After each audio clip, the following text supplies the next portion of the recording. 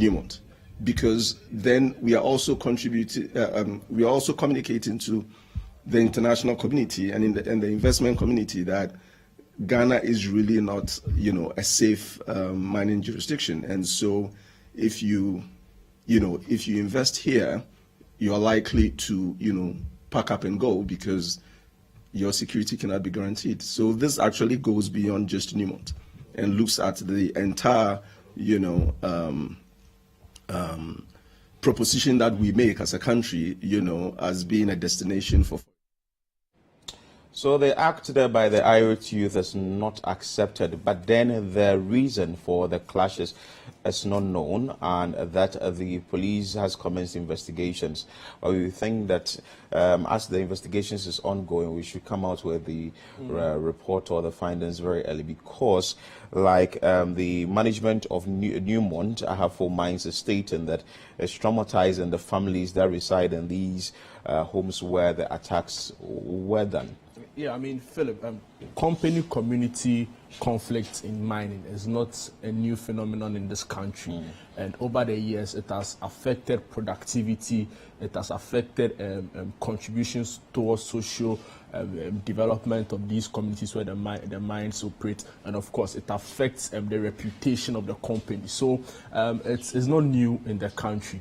For me, yesterday, a lot of the time in the past, when you hear instances of youth groups revolting against or venting their spleen against some of these mining companies, it's for a cause. So sometimes it's as a result of the company's negligence in maybe reclamation, or when they feel the company has not done much in a particular area in the community. So maybe all the time employing them, or exactly, so helping with CSR and all corporate social responsibilities, and even helping indigenous in the communities.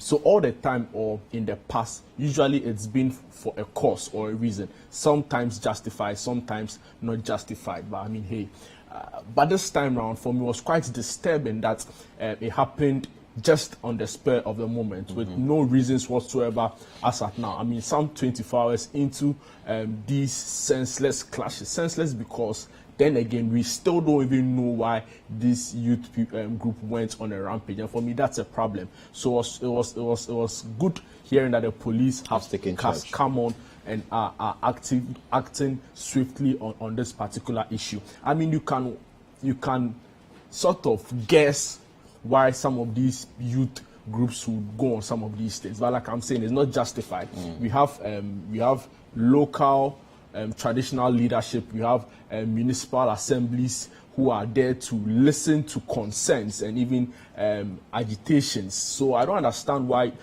a youth group would want to take the law into their own hands if they feel they are being shortchanged, or they are being denied some sort of benefits that should come to them as a result of a mining company's operations in their community. So for me, we do not want to condone this at all. The fact that someone is actively, a multinational company is actively engaging in mining in your area doesn't automatically give you the license to misbehave as and when you please, because your personal interests are not being met. So we want to strongly condemn such behavior, because it has a very negative way of impacting in investor confidence. And even the management also made mention that for mines made mention of it. If this is not kept, it's going to affect foreign organizations that will come. People will be looking at the risk factors involved in setting up businesses in the country, and in the long run may not want to go ahead and invest here. It's important that we take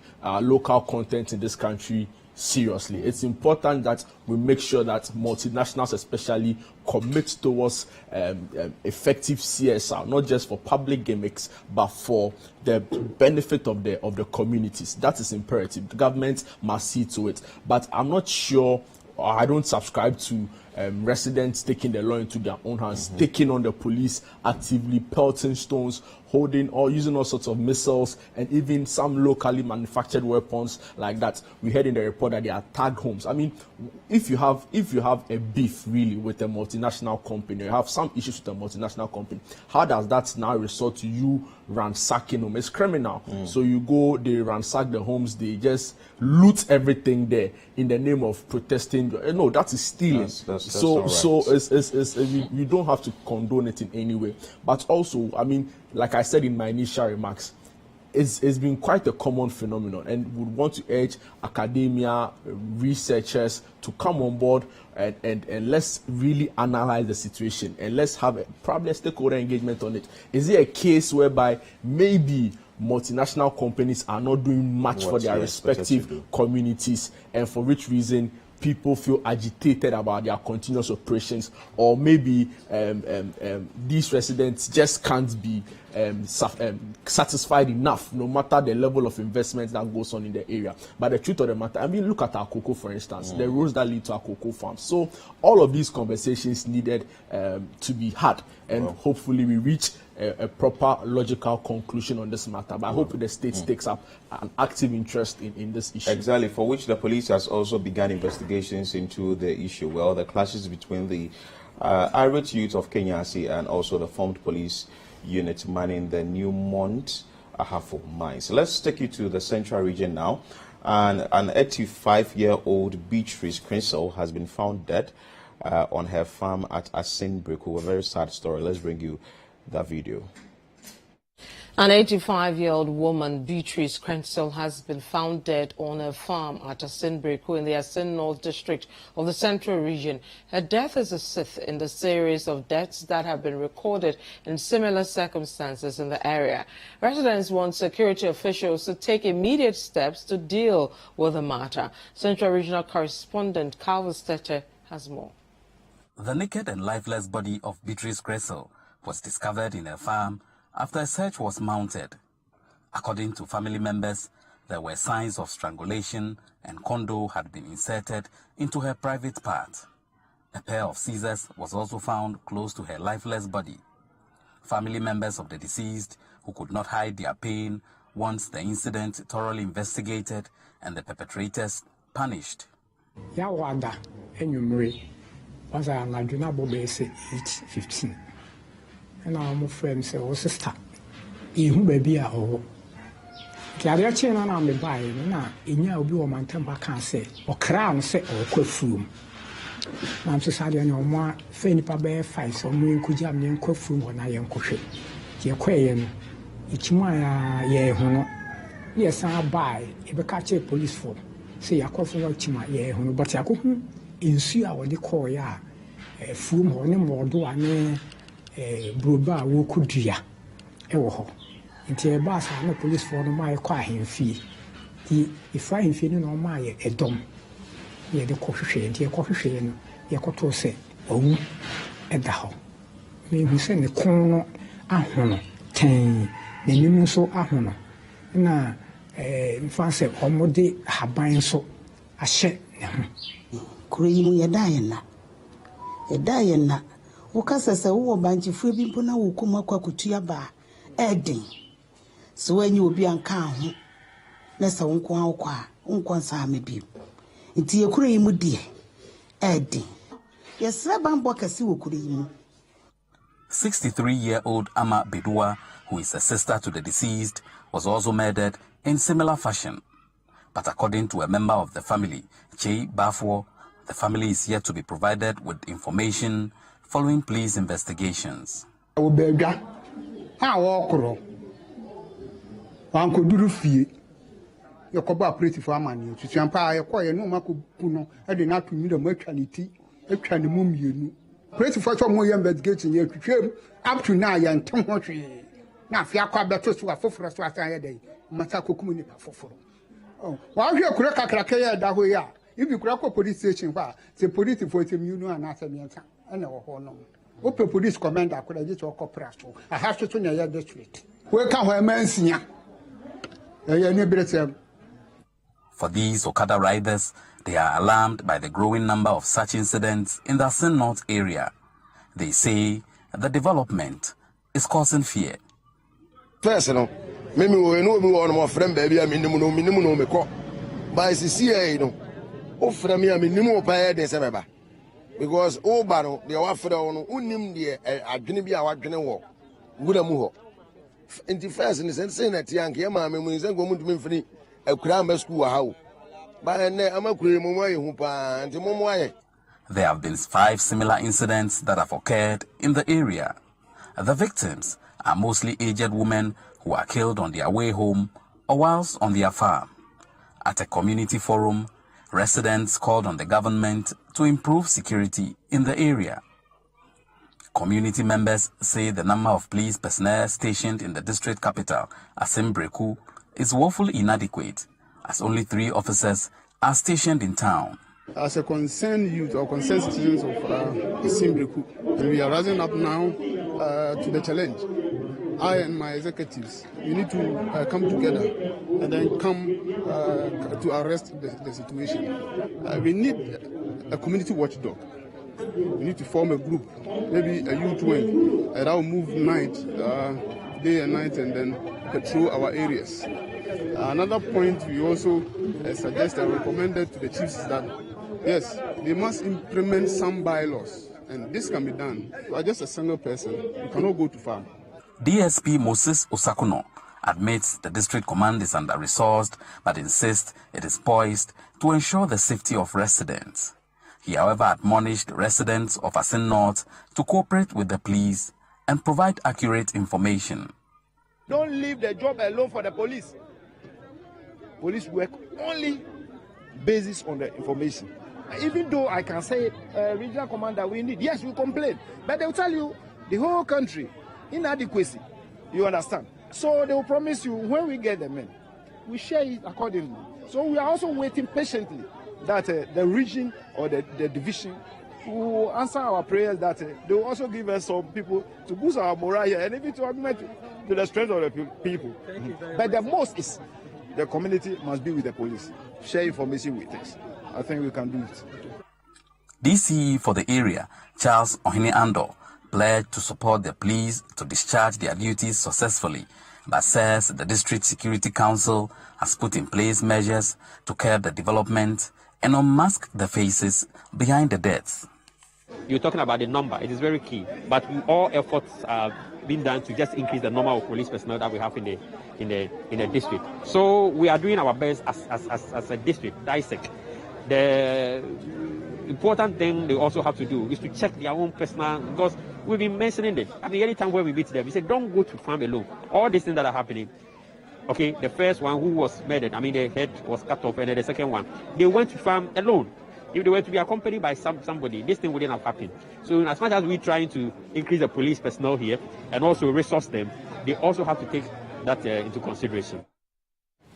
So the issue there is very worrying, and the residents are asking that the police visibility there should be intensified. Well, in Accra, the police visibility here is very much on a high note. But if that can be sent to these, say, rural areas and all that. But the police officer who spoke in the video noted that if you see something, you must say something, because the police relies a lot on the information that you give to the officers, and that is what they are going to base on to work, because this is not the first time such an incident has happened, but this is the 6th time such an incident is happening in the Assin Breku area. I mean, yesterday watching the news bulletin, for me, was quite heart-wrenching. I mean, I can't imagine losing a mom, a grandmother, an auntie, a grand-aunt in such a circumstance. I mean, it was quite unfortunate. And for me, it was even more disturbing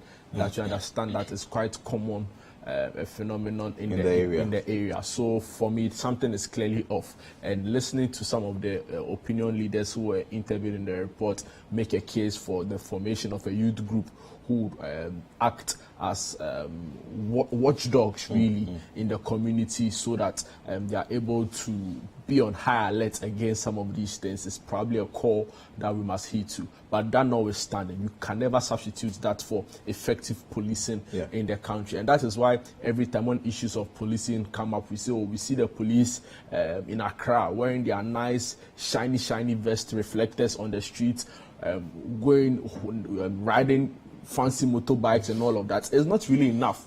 I mean, the whole of Accra is not the country really. So it is important, and we can't emphasize it enough, that I mean, the police is doing a great job with visibility here in Accra, but you speak to people in rural areas and in other parts of the country, you don't get the same impression. So sometimes I feel that it's because of inadequate resources or facility for these police officers. For instance, what the report stated, what Calvis did, you could tell that the police visibility there is limited because they may not have the facilities that is needed. So if you are transferring someone to these areas, you should as well provide the kind of incentives, the incentive, so that someone wouldn't sit somewhere was like, oh fine, okay, fine. If you're a police officer and you misbehave, I'm going to take you to a rural area. It shouldn't be in a form of punishment, but it should be in a form of taking them to the place to also protect citizens. You see, we have to. What's the police motto again? It's service with integrity. Service with integrity. So you see, I'm not against making a case for incentives when you have to let someone travel out of their normal jurisdiction to work. But see, the number one motive of a police officer is service to the people, to enforce law and order. But you may not be able to deliver your service without giving when you make a case of when you make the person the needed resources. That is a very viable point. I don't disagree with that at all. But you see, when we create the impression that we probably do not have enough personnel for which reason certain jobs can be performed in certain parts of the country, that is where I disagree entirely. We are in this country where some director somewhere in a non-functioning state agency will have a whole police officer with a weapon sitting in the front, some as drivers. You go to the presidency, then some post which you can't even make a case for its existence. Some director or some officer somewhere is moving around town with 2 or 3 policemen. You go to some ministry somewhere and some chief director is moving around with a policeman, and you come and tell me that we don't have enough personnel to be doing some of it. It doesn't make any sense at all. I mean, with all due respect to the people who know very well, and you talk to some of them, they know very well that they don't need police service, but policemen going along with them their normal days or with their. But the point is that it's become a point of self-actualization when they have policemen like that, and they feel like, yes, I've arrived, I'm a big man. But in actual sense, you don't need a policeman. I mean, who has what against a chief director? I don't want to mention specific ministries, but you know, I mean, you've been doing a lot of reporting from the ministries, and you know there are certain people in the ministries, even deputy ministers and co, who have 3-4 police people with them every time, who are doing absolutely nothing. So what we are saying is that let's go back to the drawing board and let's look at it on a case, on a merit case. Are we saying that people in the rural area, they don't need policing, for which reason we don't have to commit part of the human resource in the service to that place? So let's begin to look at our priorities again as a people. Someone has lost an 85-year-old grandmother because of lack of active police presence and resources. Meanwhile, you come to ministries and they are just settling there, idling under some tree because they are part of a guard or a team of some chief director somewhere. What we are saying is that it is wrong. And you see, you can't have your cake and eat it as a country. We have to begin the process of relooking at our priorities, and that is imperative. So, IGP, I think he's been great coming on. I mean, his coming on board as the IGP brought about some freshness in the system. You can't take that away from him. But what you are saying is that at this point, the sharpness really is losing steam. And it is about high time the police go back to their principles again. Let's look at our priorities. I don't think police following some random person on the street because he has a V8 or some position is the way to go. Let's make sure that the underserved communities have proper police to help them with security needs in their area. Great comment made there. So as the police is also going onto their drawing board to restructure things and get more of their police officers in the rural areas, well, the residents of Assin Breku, they are asking for the police visibility immediately. Let's take you to the Western region, where the Western Regional Coordinating Council has revealed that it has adopted an anti-galamsey policy to fight illegal mining. Let's bring you that video. The Western Regional Coordinating Council has revealed that it has adopted an anti-galamsey policy to fight illegal mining in the region. In the policy, chief executives of various assemblies will be made signatories to mining licenses given to miners in the region. City News' Kennedy Chumesi has more in the following report, read by Charles Osukumi. Illegal mining, popularly known as galamsey, has been a hard nut to crack, especially in the western and eastern regions. Though galamsey affects many facets of life, one area in which its impact is being felt most is the pollution of water bodies. The rivers polluted exert significant pressure on individuals who depend on water bodies as sources of drinking water and livelihood. At a press conference in Accra on Wednesday, November 11, 2022, the Western Regional Minister, Kwabena Okyere-Darko-Mensah, indicated that to help fight the menace in the region, chief executives of various assemblies will be made signatories to mining licenses given to miners. This, according to the council, is to make the executives get involved in fighting the menace. When it comes to galamsey, we have a policy, anti-galamsey policy, that we are currently working on them. Initially, we used to do swoops. Now we've stopped.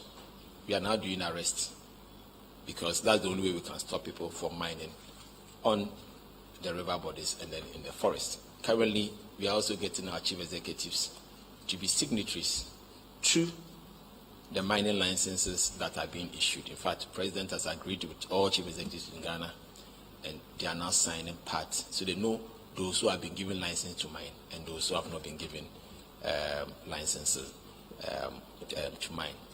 As we speak, on the 26th of this month, the river gas will be deployed along the river banks of the rivers in Western Region, and we are doing it one river at a time.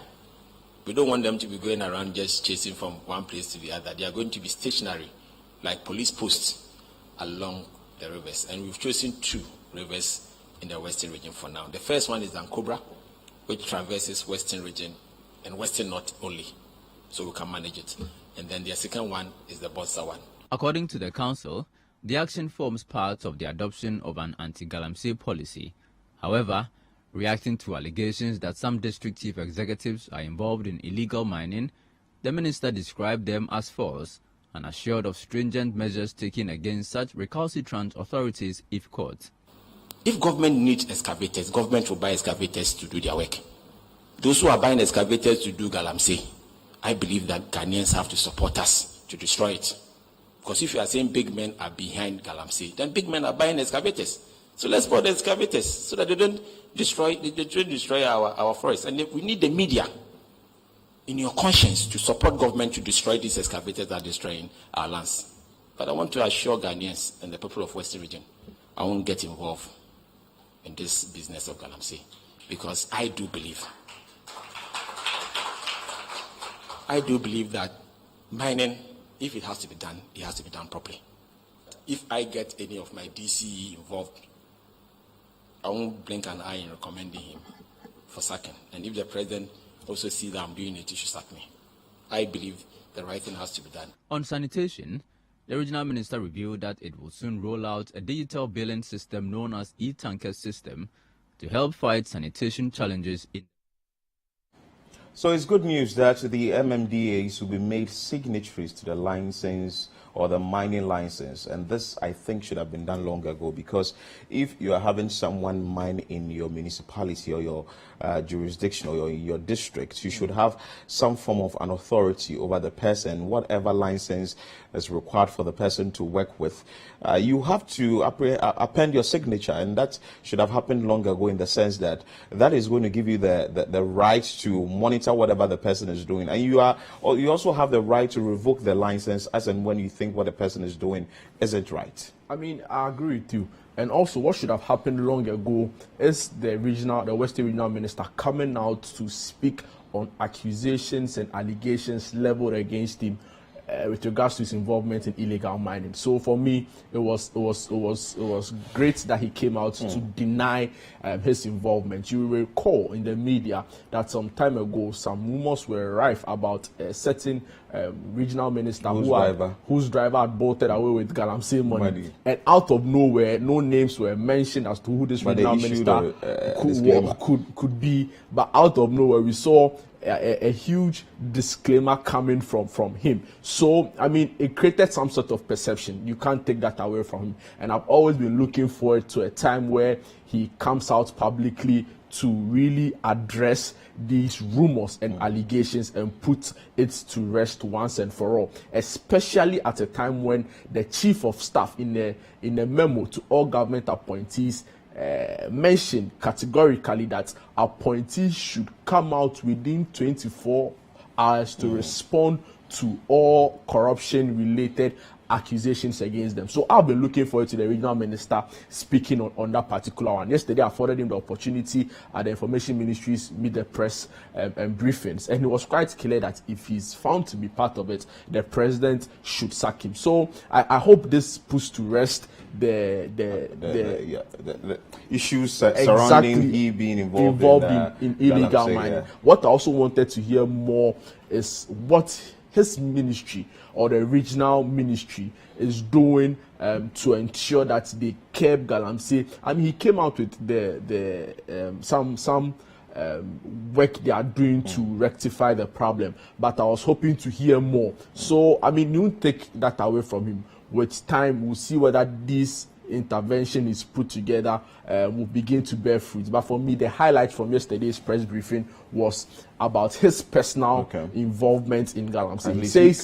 He says he's not involved in it. We'll give him the benefit of the doubt, but at the very least, he should be seen to be actively, as MP and as minister and as a member of this government, he should be seen to be actively involved in the fight against illegal mining. So I think that what the minister also indicated, that MMDAs or MMDCs will be involved in or being signatories to the mining license, or signing the mining license is a step in the right direction to be also transferred to other regions as well. You are still watching CNR Extra on City TV, still to come. Customers of the Electricity Company of Ghana are now able to purchase prepaid credits days after facing challenges in doing so. Kindly stay with us. We'll be back with more.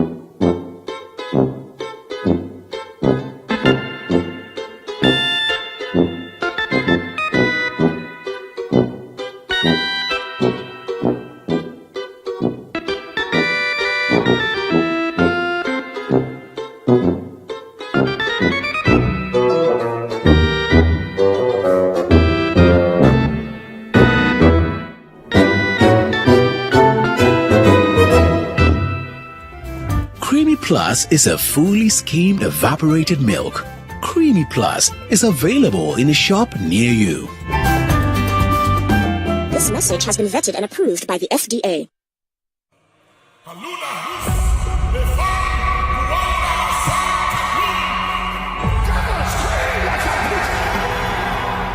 Please listen carefully. God is speaking to us.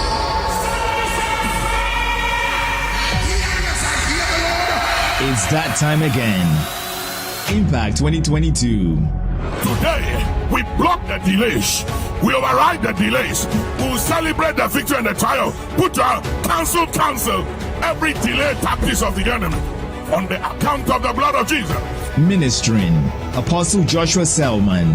God does not speak sympathizing with your current situation. He speaks as touching your destiny. Pastor Jerry Eze. I command the power of delay be broken.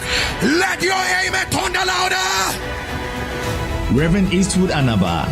The time has come for you to stop playing religion and take your destiny in your hand. Bishop Gregory Toussaint. Spiritual warfare is first of all a lifestyle. You fight Satan primarily by the way that you live. Dr. David Entry.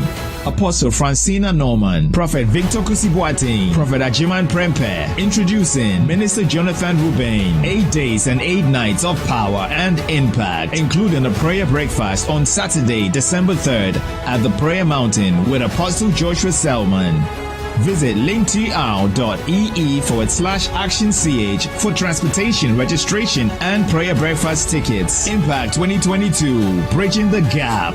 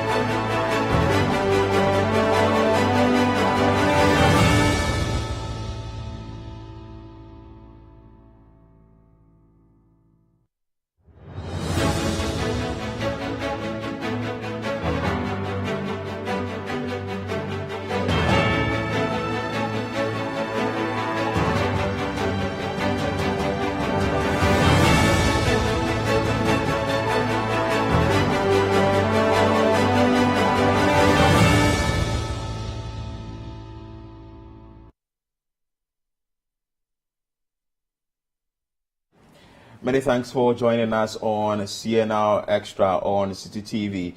And as we all know, today, the Committee of Parliament probing the allegations in a censure motion against the Finance Minister, Ken Ofori-Atta, is expected to sit today. Well, they are sitting with an appearance by the Public Interest Accountability Committee, that is PIAC, and the Ghana National Petroleum Corporation, GNPC. On Tuesday, or on Monday rather, the committee sat where we had the Finance Minister appearing with his representative, that is Gabi Ochre-Darko. A number of issues were brought up. The minority had the chance to go through their grounds, the 7 grounds that they've slated that pushes that the Finance Minister should go, and also the President should kick out the Finance Minister. Well, the representative of the Finance Minister, that is Gabi Ochre-Darko, asked for some 48 hours so that they will appear before the committee again, which we know that the 48 hours is supposed to be tomorrow. That is Friday in the morning. But today, in appearance will be the Public Interest Accountability Committee, that is PIAC, and the Ghana National Petroleum Corporation. What do you expect from the sitting today, if I may ask? I mean, if you followed the first public sitting carefully,